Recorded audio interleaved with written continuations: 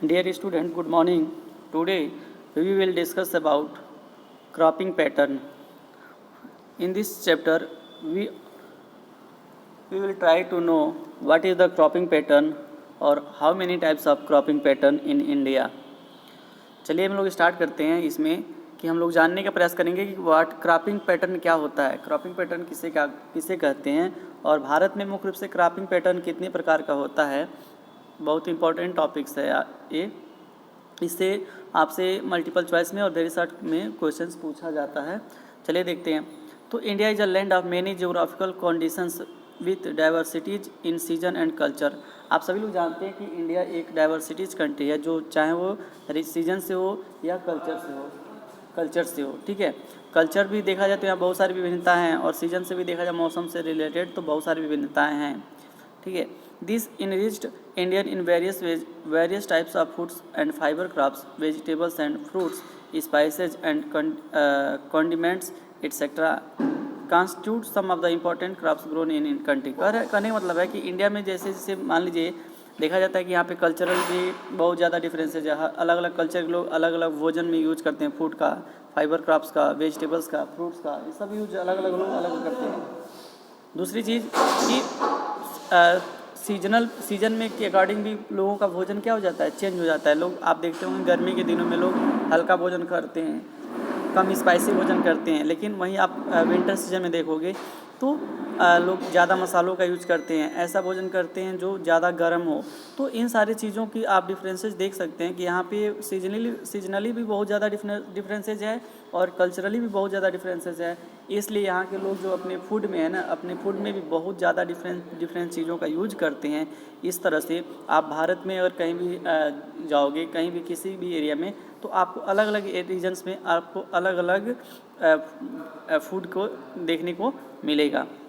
देखिए भारत में मुख्य रूप से 3 प्रकार के क्रॉप हैं।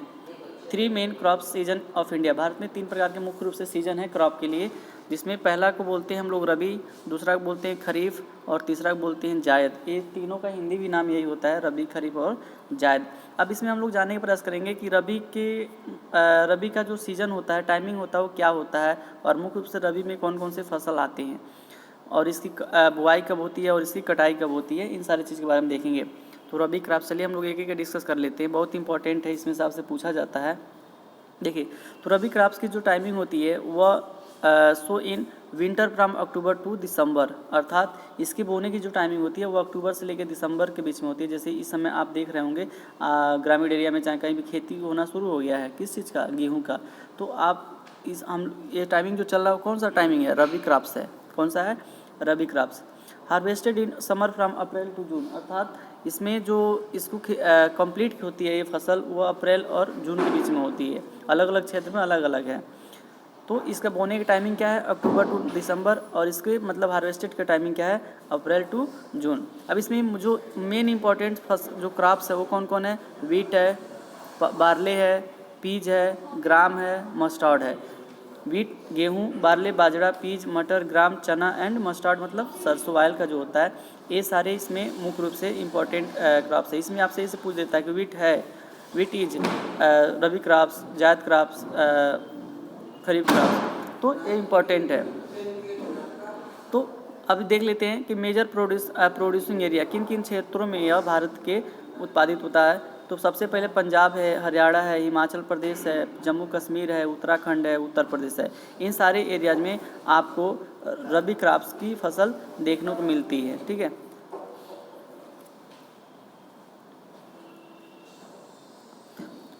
कह रहा है कि availability of precipitation during winter months due to the western temperature cyclones help in the success of these crops।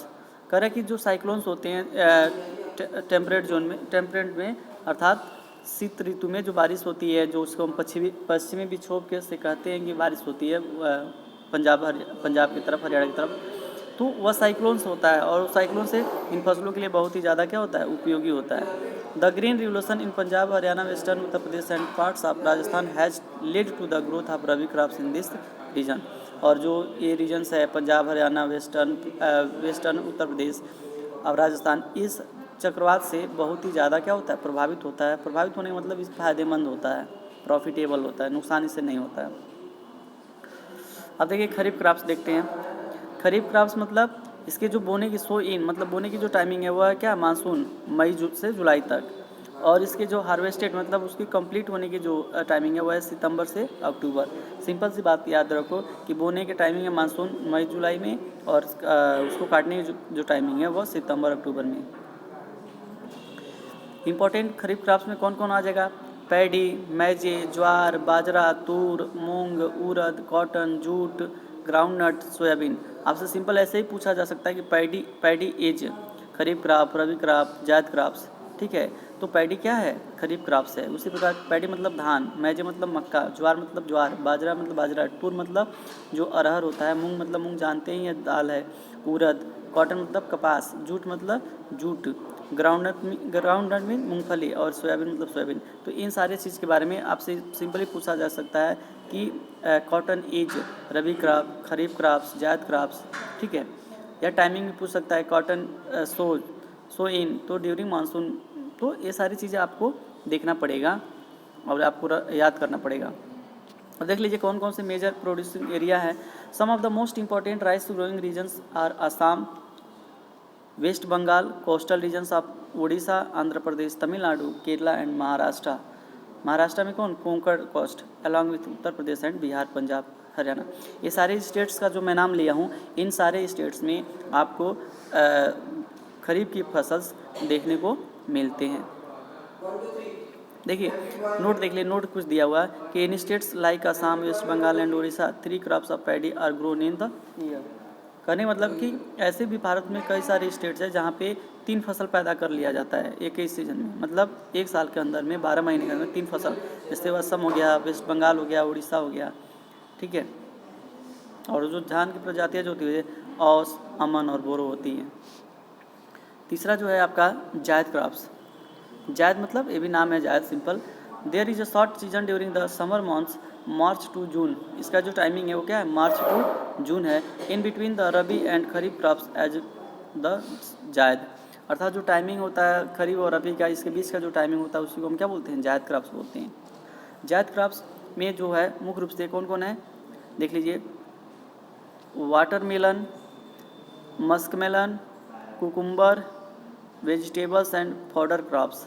इसमें फ्रूट्स भी आते हैं, अधिकांश जो फ्रूट्स होते हैं, वेजिटेबल्स होते हैं, सारे इसमें आ जाते हैं जायद क्रॉप्स में। जैसे वाटरमेलन हो गया, इसमें मस्कमेलन हो गया, कुकुम्बर हो गया, वेजिटेबल्स हो गया और फॉडर क्रॉप्स। पूछ सकता है कि वेजिटेबल्स आर, तो जायद क्रॉप्स, ठीक है। इस तरह से जो भारत के क्रॉपिंग पैटर्न है आपको यहाँ पे बताया गया। मैं उम्मीद करता हूँ कि आपको ये समझ में आया होगा। अब इसको थोड़ा सा देख लेते हैं, इसको मतलब 60 पार्ट में जो आपको याद करने के लिए कर है टॉपर्स टिप। जैसे 3 मुख्य रूप से 3 भागों में डिवाइड कर दिया है। 3 main crop season of India, rabi, kharif, zaid. इसके रबी के बोने के टाइम अक्टूबर दिसंबर से लेकर के अप्रैल मई में होता है। इसमें जो मुख्य रूप से फसल होते हैं wheat, barley, gram and oil seeds होता है। खरीफ का टाइमिंग जो होता है जून जुलाई होता है और सितंबर अक्टूबर। यहाँ पर अप्रैल हो जाएगा, दिसंबर टू अप्रैल जून। इसमें जो खरीफ में जो फसल हैं, राइस है, मैजे है, मिलर है, माइलेट है, कॉटन है, जूट है, ग्राउंडनट है, मूंग है, उड़द है, ठीक है। जायद में मार्च से लेकर जून तक, between rabi and kharif. Vegetables watermelon, cucumber. तो हम उम्मीद करते हैं कि आपको इस जो टॉपिक है समझ में आया होगा, और फिर भी अगर कोई आपको डाउट है तो आप हमसे कंफर्म कर सकते हैं। बहुत इंपॉर्टेंट टॉपिक था ये आपके लिए, तो इसको तैयार कर लीजिएगा। ठीक, धन्यवाद।